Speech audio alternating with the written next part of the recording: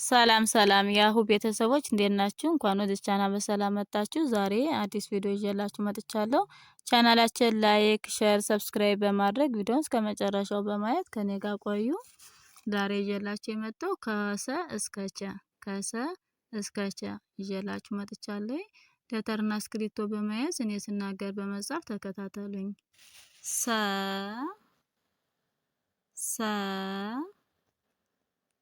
ሱ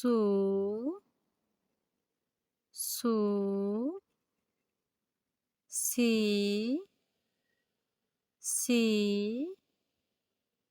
ሳ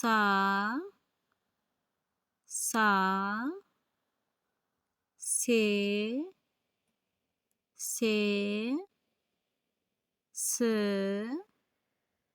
ስ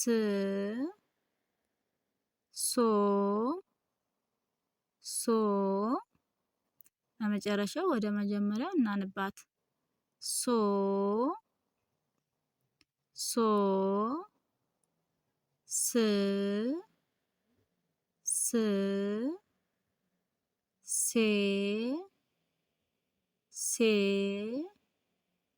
ሳ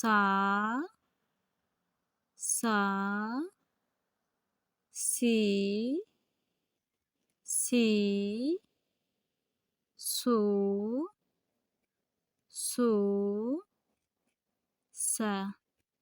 ሰ የሰን ቤተሰብ አይተናል። ቀጣያችን ሸ ትባላለች።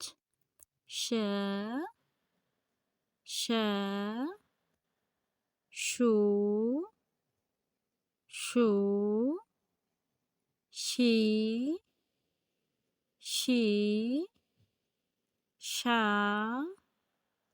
ሻ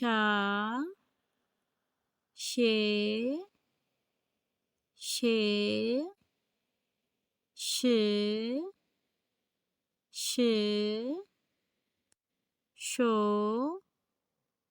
ሾ ወደ መጀመሪያው እንመለስ። ሾ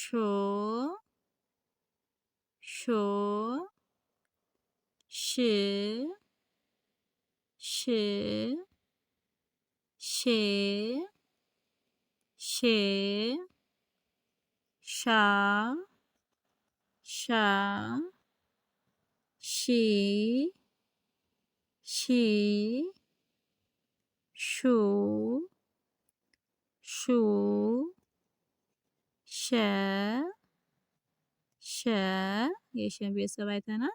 ቀጣያችን ቀ ትባላለች። ቀ ቁ ቂ ቃ ቄ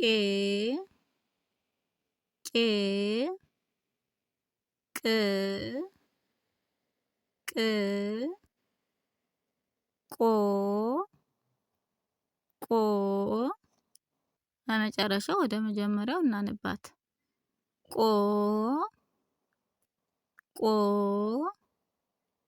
ቅ ቄ ቃ ቂ ቁ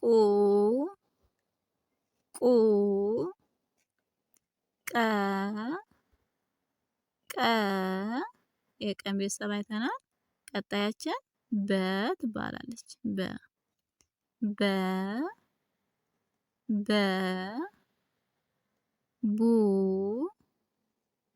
ቡ ቢ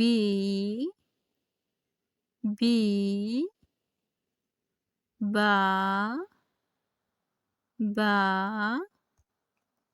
ቤ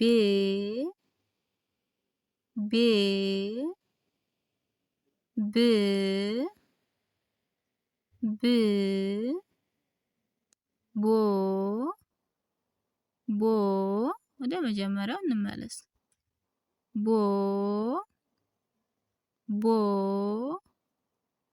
ብ ብ ቤ ቤ ባ ባ ቢ ቢ ቡ ቡ በ በ የበን ቤተሰብ አይተናል። ቀጣያችን ተ ትባላለች። ተ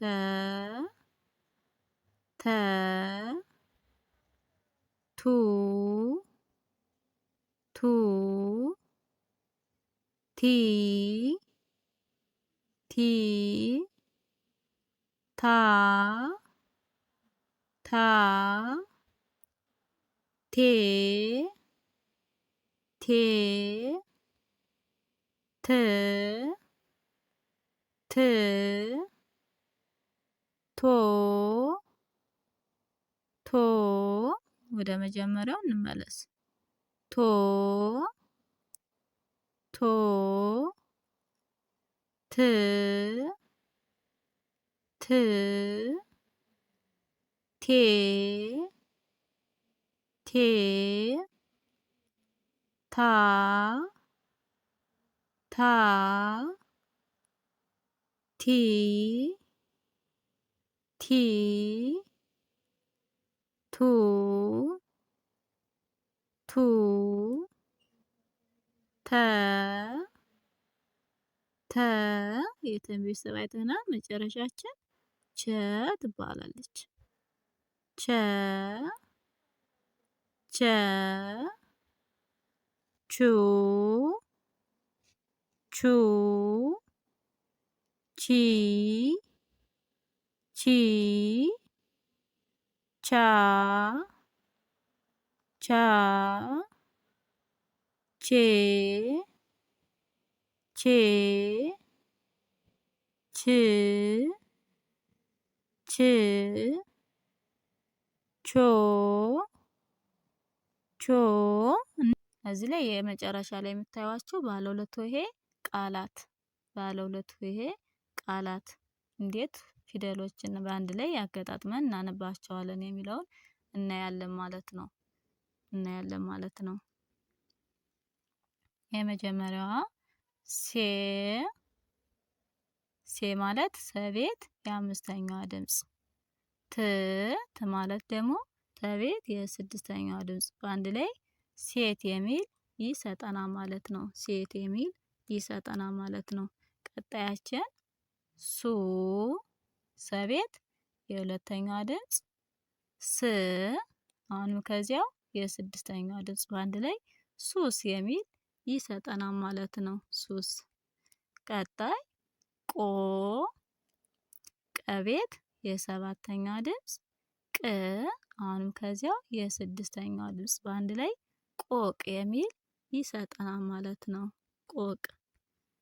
ቀጣያችን በቤት የአምስተኛዋ ድምጽ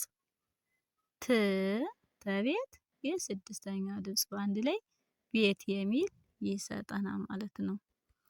ቀጣያችን ስንሄድ ሸቤት የስድስተኛዋ ድምጽ ተቤት የሰባተኛዋ ድምጽ በአንድ ላይ ሽቶ ይላል ማለት ነው። የዛሬ ትምህርታችን እዚህ ላይ እናቁም። ቀጣይ እስከምንገናኝ በያላችሁበት ሰላም ሁኑልኝ።